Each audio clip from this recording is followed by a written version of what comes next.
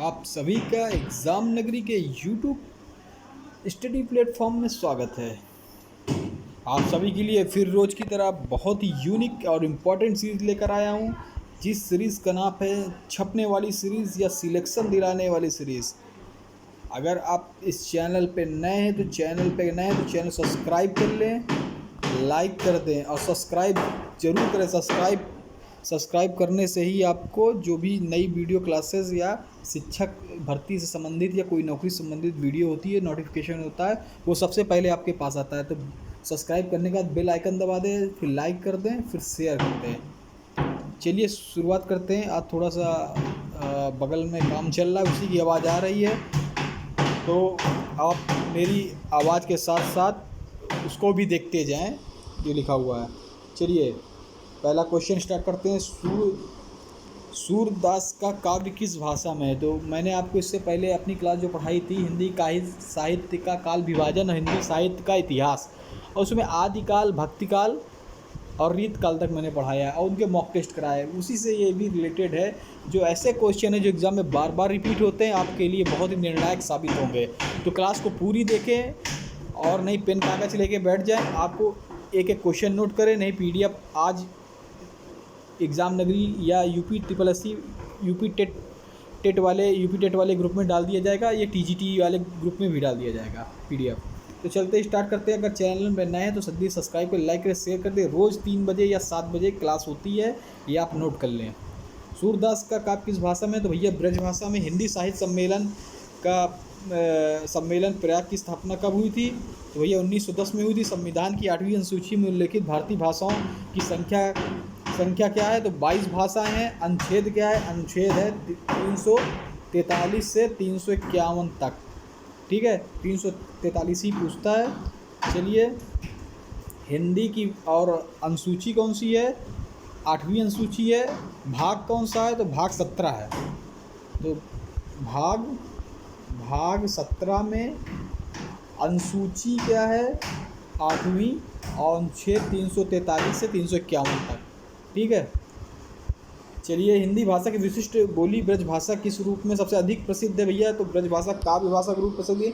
Devanagari lip का विकसित रूप क्या है? तो देवनागरी लिप का विकसित ब्राह्मी लिप है। रामायण भारत आदि ग्रंथ कौन सी भाषा में लिखे हैं? तो भैया आर्य भाषा में लिखे गए हैं। विद्यापति की प्रसिद्ध रचना पद्मावती किस भाषा में लिखी गई? तो मैथिली में लिखी गई है। भारत में हिंदी का संवैधानिक स्वरूप कौन सा है? तो राजभाषा है।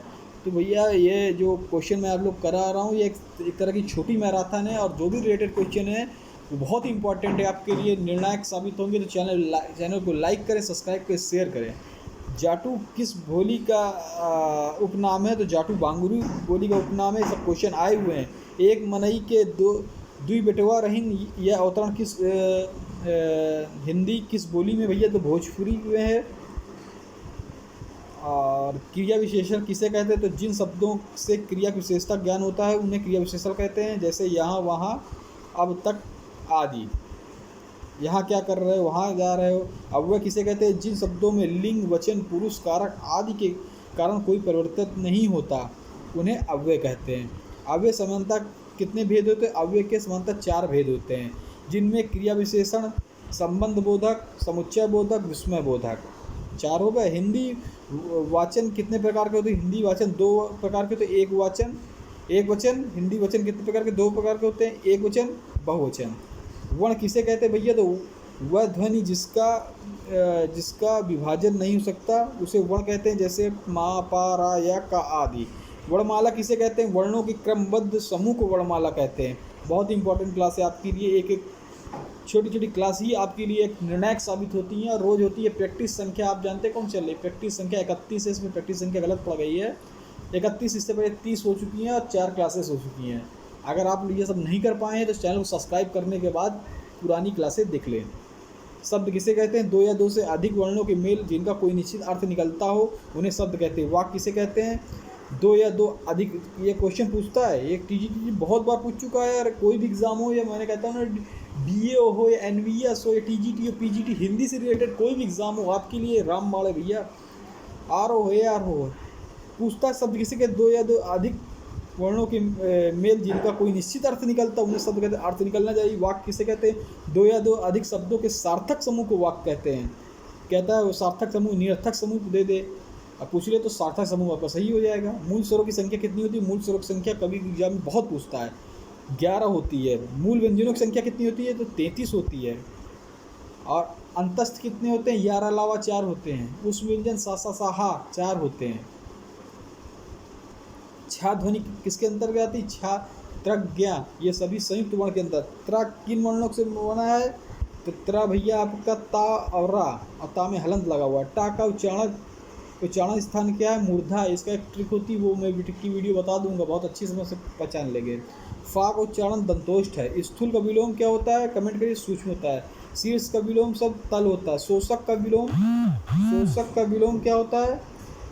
शोषित। शोषक का विलोम होगा, शोषक का विलोम शब्द होगा शोषित। सही है? कमेंट बॉक्स में कमेंट करके बताइए। मृदु का विलोम शब्द क्या होगा? कटु। मृदु माने मीठा, कटु माने बहुत खराब। कलुष का विलोम क्या होगा? निष्कलुष। निर्दयी का विलोम क्या होगा? सदय। निर्दयी कठोर, सदय माने बहुत। निरोग में संधि कौन सी होगी? नि धन रोग, विसर्ग। निस्तेज में संधि कौन होगी? विस्तर, निस्तेज, निधन तेज। उज्ज्वल संधि विच्छेद होगा उत अंजल, ये कौन होगा? इसमें व्यंजन संधि होगी। बहिष्कार का संधि विच्छेद कीजिए, बही धन का आ रहा, इसमें कौन सी? विसर्ग संधि होगी।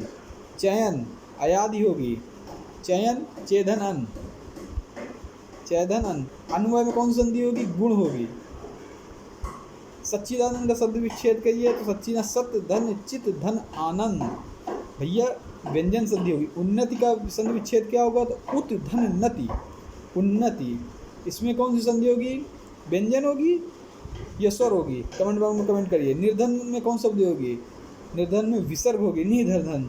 सूर्योदय का संधि युक्त शब्द कौन होगा? तो सूर्योदय का होगा सूर्योदय, ठीक है, सूर्योदय। किस युग को आधुनिक हिंदी कविता का सिंह द्वार कहा जाता है? भारतेंद्र युग को कहा जाता है भैया सिंह द्वार। द्विवेदी युग के प्रवर्तक कौन थे? महावीर प्रसाद द्विवेदी थे। हिंदी का पहला सामाजिक उपन्यास कौन माना जाता है? भैया भाग्यवती। मैंने बहुत बार कहा है, कई क्वेश्चन रिपीटेड क्वेश्चन है। हिंदी का पहला सामाजिक, अगर सामाजिक उपन्यास, सामाजिक लगा हो, भूलिएगा नहीं, उपन्यास नहीं, सामाजिक लगाओ। सन 1950 में पहले हिंदी कविता किस कविता के रूप से जानी थी? प्रयोगवादी से जानी थी। 1950 से पहले।